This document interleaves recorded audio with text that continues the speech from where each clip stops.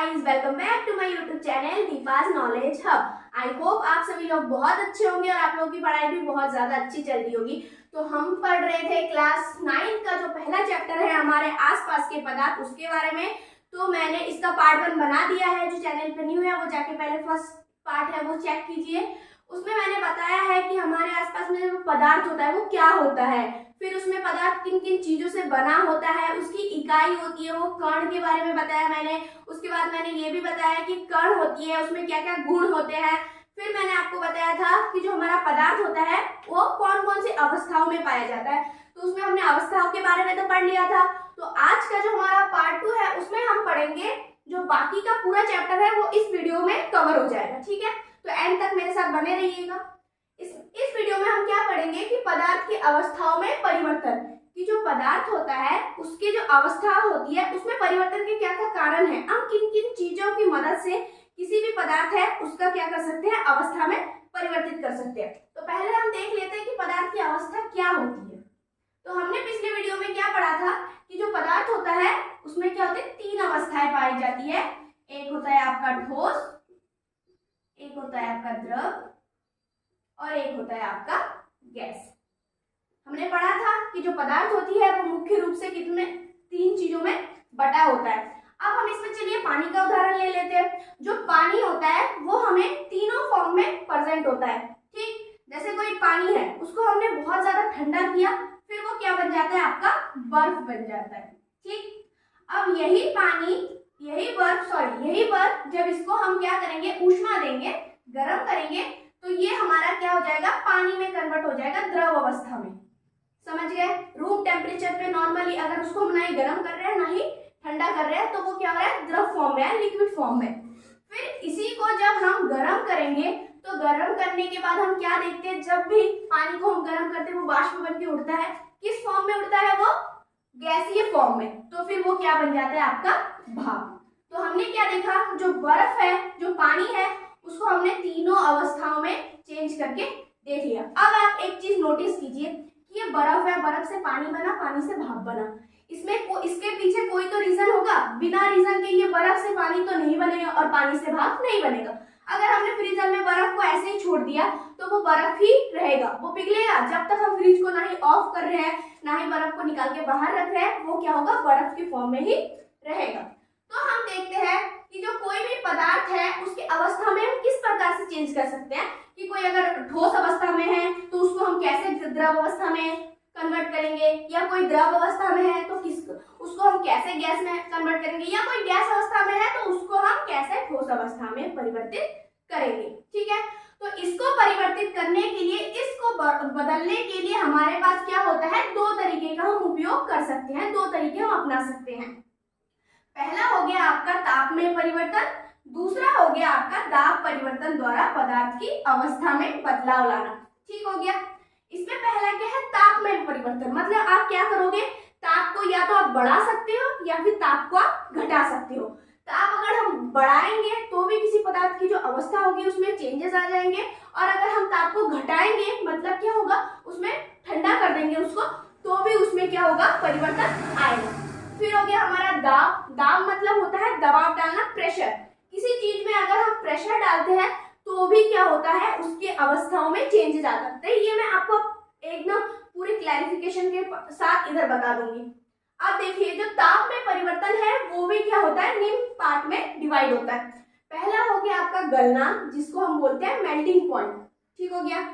Melting point क्या होता है कि मेल्टिंग मतलब मेल्ट होना, मेल्टिंग मतलब मेल्ट होना। कोई भी पदार्थ कब मेल्ट होगा, क्या पदार्थ मेल्ट होता है, गैस मेल्ट होता है, नहीं होता है। द्रव मेल्ट होता है, नहीं होता है, वो पहले से ही क्या होता है, गला हुआ होता है। तो गलता कौन है, जो ठोस होता है। तो क्या हो गया, कोई ठोस पदार्थ जब पिघलता है उसको हम क्या बोलते हैं, गलना उसका। तो कोई भी ठोस पदार्थ जिस तापमान में वो पिघलता है उसको हम क्या बोलते हैं, उसका मेल्टिंग पॉइंट बोलते हैं। क्या लिखोगे आप पेपर में कि वहां तापमान, जिस तापमान में कोई ठोस पदार्थ पिघलना शुरू करता है उस तापमान को हम गलनांक या मेल्टिंग पॉइंट कहते हैं। समझ गए? अगर हम किसी चीज है, कोई ठोस है, उसका मेल्टिंग पावर बढ़ा दे तो वो क्या होगा, पिघलेगा। वो क्या होगा, पिघलेगा, और वो ठोस से क्या कन्वर्ट कन्वर्ट हो जाएगा, आपका द्रव में कन्वर्ट हो जाएगा। समझ गया। इसके बाद हो गया आपका क्वथनांक। क्वथनांक मतलब क्या होता है? Boiling point. बॉइलिंग मतलब बॉयल मतलब उबलना। अब देखिए, ये तो हमने ठोस का पढ़ लिया कि किस प्रकार से हम ठोस को क्या कर सकते हैं, द्रव में कन्वर्ट कर सकते हैं। कैसे? अगर कोई भी पदार्थ हमारे पास ठोस दिया हुआ है, उसका हम टेम्परेचर बढ़ा देंगे और वो पिघलना शुरू करेगा और वो द्रव में परिवर्तित होगा। अब है आपका क्वथनांक। क्वथनांक बॉयल कौन होता है? ठोस को हम डायरेक्ट बॉयल नहीं कर सकते, ठोस पहले गलेगा फिर वो बॉयल होगा। तो क्वथनांक किसका होगा? जो द्रव होगा, जो द्रव अवस्था में हमें पाया जाएगा उसका क्या होगा? क्वथनांक होगा। जैसे हमारा पानी ले लिया हमने, तो जो पानी है उसको हमने उबालना शुरू किया, उसको हमने टेम्परेचर इतना दिया, धीरे धीरे बढ़ाते गए, तो कोई ऐसा टेम्परेचर आएगा जिस टेम्परेचर पे वो क्या होगा? बॉयल होना शुरू होगा।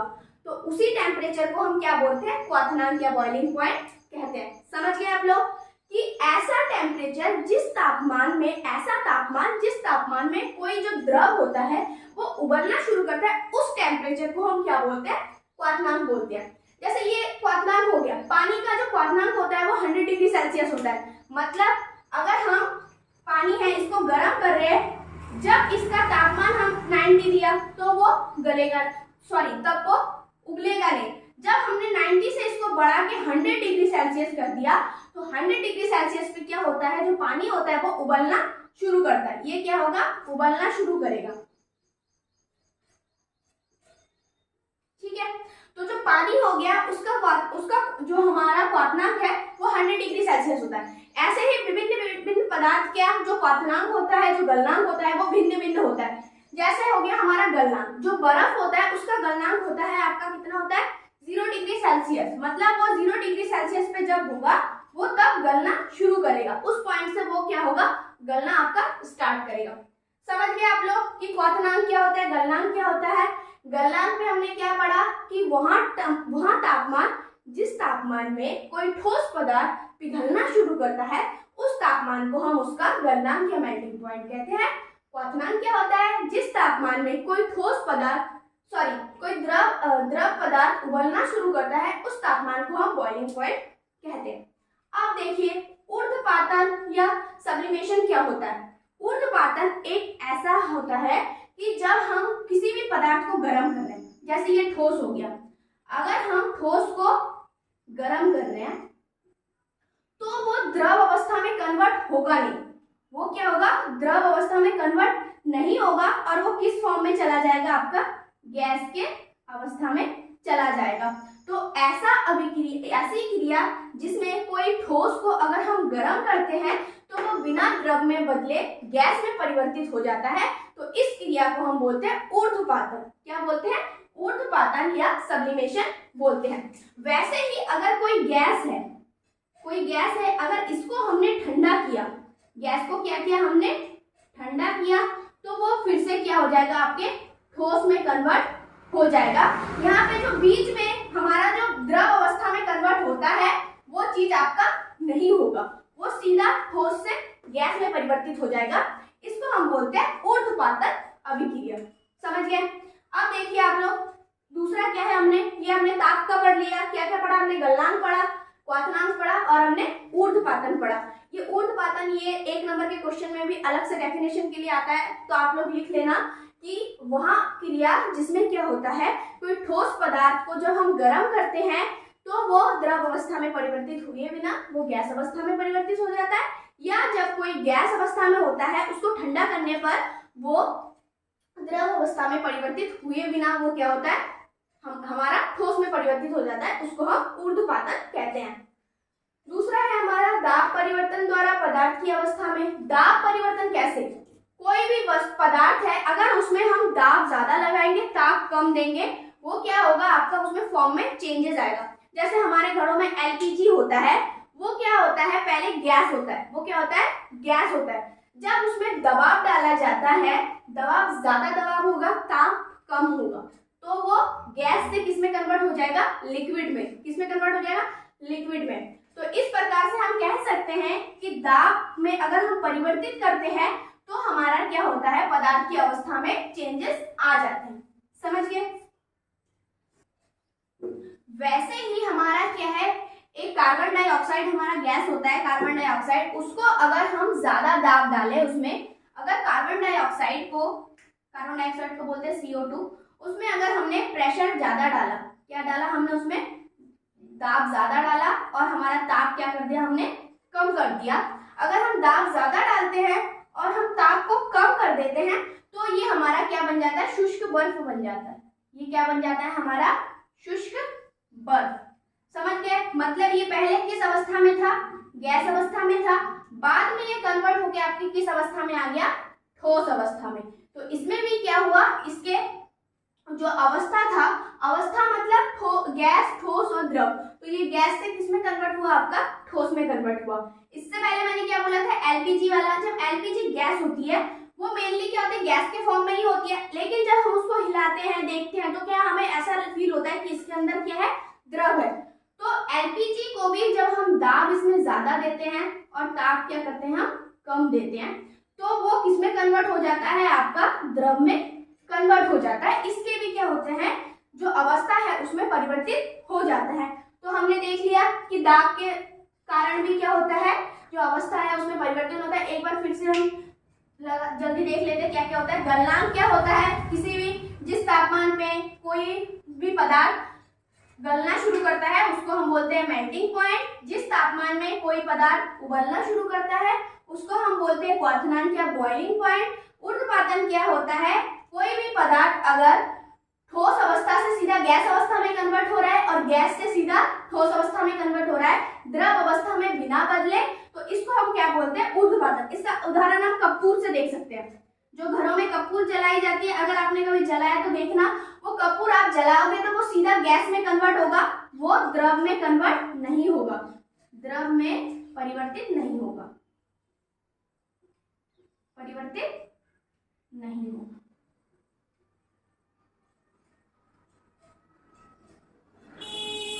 समझ गए कि जो कपूर है ये सबसे इंपॉर्टेंट उदाहरण होता है हमारा ऊर्ध्वपातन का। क्या होता है कि जो कपूर होता है उसको अगर हम जलाते हैं तो वो किसमें होता है, द्रव में कन्वर्ट ना होके वो गैस में परिवर्तित हो जाता है। तो इसको हम क्या बोलते हैं, ऊर्ध्वपातन बोलते हैं। ठीक हो गया। अब इसके बाद अमोनियम क्लोराइड होता है। अमोनियम क्लोराइड वो भी क्या होता है, सीधा वो ठोस से गैस में कन्वर्ट हो जाता है या गैस से वो सीधा ठोस में कन्वर्ट हो जाता है। अब हमारा नेक्स्ट टॉपिक है बाष्पीकरण। इसको हम पढ़ेंगे कि आपका लास्ट टॉपिक है इस चैप्टर का कि बाष्पीकरण क्या होता है। तो देखिए, पहले इसको डेफिनेशन में पढ़ के आपको सुनाती हूँ, फिर मैं आपको बताती हूँ होता क्या है। बाष्पीकरण तब होता है जब कोई तरल पदार्थ गैस में बदलता है।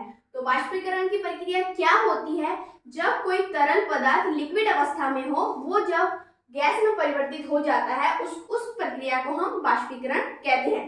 अब देखिए, आपने एक कोई भगोना लिया, इसमें आपने इतना पानी ले लिया, अब इसको आपने गर्म किया,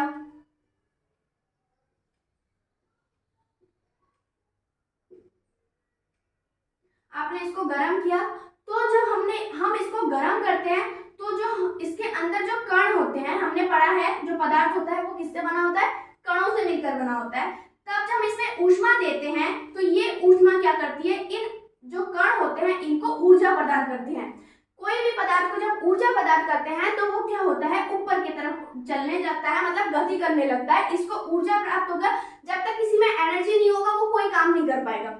जब हमने इसको एनर्जी दिया, ऊष्मा दिया, ऊष्मा क्या हुआ, एनर्जी में कन्वर्ट हुआ। जो हमने इसमें गर्म किया इसको, ये क्या हो गया, इसके कणों को एनर्जी दिया। एनर्जी देने के बाद ये कण क्या करते हैं, अपने जगह से ऊपर की तरफ चलना शुरू करते हैं और ये अपने सतह को छोड़ के वायुमंडल में चले जाते हैं। इस प्रक्रिया को हम क्या बोलते हैं, वाष्पीकरण कहते हैं। समझ गए। कोई भी लिक्विड पदार्थ हो सकता है, इसमें मैंने आपको पानी का उदाहरण दिया, आप दूसरा उदाहरण भी ले सकते हैं। कोई भी तरल पदार्थ जब वो तरल अवस्था से द्रव अवस्था में, गैस अवस्था में परिवर्तित हो जाता है, इस प्रक्रिया को हम बोलते हैं वाष्पीकरण विधि। समझ गए। जब आप देखिए इसमें एक उदाहरण है, जब पानी गर्म हो जाता है तो वह वाष्पित होने लगता है। ये सिंपल सी बात है, हम घर में भी देखते हैं, हमारे दैनिक जीवन में देखते हैं। जब भी हम पानी को गर्म करते हैं वो क्या होता है, वाष्प के रूप में उड़ना शुरू कर देता है। अणु इतनी तेजी से चलते हैं और कंपन करते हैं कि वो जल वाष्प अणुओं के रूप में बदलकर वायुमंडल में बिखर जाती है। मतलब उसमें कणों में क्या होगी, एनर्जी आई। एनर्जी आई तो वो अपने आप को खुद शक्तिशाली समझने लग गया और वो क्या हो गया, अपने जगह से ऊपर की ओर चलने लग गया और ये धीरे धीरे वायुमंडल में जाके बिखर गया। इस प्रक्रिया को हम बोलते हैं वाष्पीकरण। समझ गए? आई होप आप लोगों को समझ में आ रहा होगा कि मैं जो बोल रही हूँ। आप लोगों को समझ में नहीं आया तो आप एक एक बार पीछे करके देख सकते हैं। आप ध्यान से देखेंगे तो आप लोगों को जरूर समझ में आएगा। अब देखिए नेक्स्ट हमारा क्या है, वाष्पीकरण को प्रभावित करने वाले कारक। मतलब जो ये वाष्पीकरण है इसको प्रभावित करेंगे कौन, कारक। मतलब इसको कौन कौन से कारक ऐसे हैं, कौन इसको या तो ज्यादा इसको बढ़ा सकता है या इसको कम कर सकता है। ये क्या सकता है, एक तो जो इसमें कण है वो तेज गति से बाहर चले जाए या फिर वो कम हो जाए, वो धीमे गति से जाए। यह वाष्पीकरण की दर हम बढ़ा सकते हैं या कम कर सकते हैं। तो इसका जो वाष्पीकरण का दर है मतलब वो बढ़ेगा या कम होगा, वो किन किन चीजों पे डिपेंड करेगा। पहला है आपका तापमान में वृद्धि। तापमान में वृद्धि, टेम्परेचर में वृद्धि। अगर कोई भी वस्तु है, जैसे इसी को ले लिया, अगर इसको हम 100 डिग्री सेल्सियस ले रहे हैं और एक को हमने ले लिया 150 डिग्री सेल्सियस, ठीक है। अब हम क्या देखेंगे, जब हम इसको 100 डिग्री सेल्सियस में इसको गर्म करेंगे तो क्या होगा, इसमें वाष्प ये कम बनेगा। इसमें क्या होगा, वाष्प कम बढ़ेगा। जैसे ही हम इसमें 150 डिग्री सेल्सियस में इसको गर्म करेंगे तो ये जो वाष्प बनने की दर है वो ज्यादा हो जाएगी। मतलब तापमान बढ़ता है तो जो वाष्पीकरण की दर होती है वो भी बढ़ती है। तापमान इज प्रोपोर्शनल टू वाष्पीकरण। समझ रहे हो? तापमान हम अगर बढ़ाते हैं तो हमारा वाष्पीकरण की दर भी बढ़ती है। तापमान अगर हम कम करते हैं तो वाष्पीकरण की दर भी क्या होगी, कम होगी। समझ गए? ताप किस प्रकार से इफेक्ट करता है वाष्पीकरण को। दूसरा हो गया हमारा द्रव के सतह का क्षेत्रफल। क्षेत्रफल मतलब स्पेस। ये जो हमारा द्रव का क्षेत्रफल किस प्रकार से इसको इफेक्ट करता है, एक मैं आपको सिंपल से उदाहरण दे रही हूँ। एक आपने छोटा सा गिलास ले लिया, ठीक, छोटा सा गिलास नहीं सोचिए, एक आपने ऐसे लंबा वाला बर्तन लिया और एक आपने ऐसा फैला हुआ बर्तन लिया। फैला हुआ बर्तन लिया तो दोनों में आपने 1 लीटर पानी ही भरना है। 1 लीटर पानी इसमें भर दिया, 1 लीटर पानी इसमें भर दिया। अब आप इसको धूप में रख दो। आप कुछ समय बाद क्या देखोगे, ये जो होगा ये कम गर्म होगा, ये क्या होगा, ज्यादा गर्म होगा। या फिर आप इसको गैस में रख दीजिए, इसको भी सेम तापमान दीजिए, इसको भी 100 डिग्री सेल्सियस तापमान दीजिए, इसको भी आप 100 डिग्री सेल्सियस तापमान देंगे। तो आप कुछ टाइम बाद क्या देखोगे, इसकी जो वाष्पीकरण दर है इसमें से पानी क्या होगा, कम वाष्पित होगा। इसमें से क्या होगा, पानी कम वाष्पित होगा। इस जो बड़ा भगोना है जिसका क्षेत्रफल ज्यादा है उसमें से क्या होगा, अधिक पानी वाष्पित होगा। तो ये भी क्या होता है, डायरेक्टली प्रोपोर्शनल होता है किसके, सतह इज प्रोपोर्शनल टू वाष्पीकरण। मतलब अगर सतह का क्षेत्रफल बढ़ेगा तो वाष्पीकरण की दर भी क्या होगी, बढ़ेगी। अगर सतह का क्षेत्रफल कम होगा तो वाष्पीकरण की दर भी कम होगी।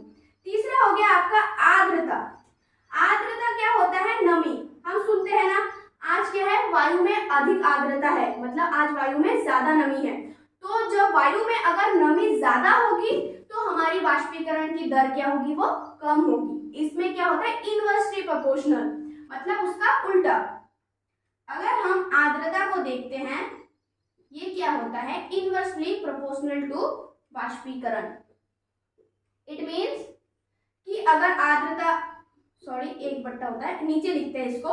इसका मतलब ये होता है कि अगर आर्द्रता बढ़ेगा तो जो हमारा वाष्पीकरण की दर है वो घटेगी। आर्द्रता अगर कम होता है वाष्पीकरण की दर अधिक होती है। अगर हमारे आसपास में आर्द्रता जिस दिन ज्यादा हो जाएगी उस दिन वाष्पीकरण की दर कम हो जाएगी, जिस दिन आर्द्रता कम होगी वाष्पीकरण की दर अधिक होगी। समझ गए?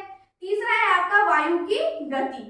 ये क्या होता है, हवा जब तेज चलती है, आप एक वो सोचिए, ये आर्द्रता का एक उदाहरण ये है कि गर्मियों में कपड़े क्या होते हैं, जल्दी सूखते हैं, ठंड में क्या होती है, धीरे सूखते हैं। क्यों? क्योंकि ठंड के मौसम में आर्द्रता ज्यादा होती है, जिस कारण से जो कपड़े होते हैं वो धीमी गति से सूखते हैं। गर्मी में क्या होती है, आर्द्रता बहुत कम होती है, जिस कारण गर्मी में अगर हम कपड़े के अंदर भी डाल दें तो भी वो सूख जाता है। ठीक है। वायु की गति किस प्रकार से, जिस दिन आपने सोचो कपड़े धोए और आपने बाहर टांग दिया, टांगने के बाद आप क्या देखोगे, जिस दिन हवा ज्यादा चलेगी, वायु की गति ज्यादा होगी, कपड़े आपके उस दिन जल्दी सूखेंगे, और जिस दिन हवा बिल्कुल नहीं होगी उस दिन क्या होंगे, आपके कपड़े कम सूखेंगे। मतलब ये भी क्या होता है, प्रोपोर्शनल होता है किसके, बाष्पीकरण के।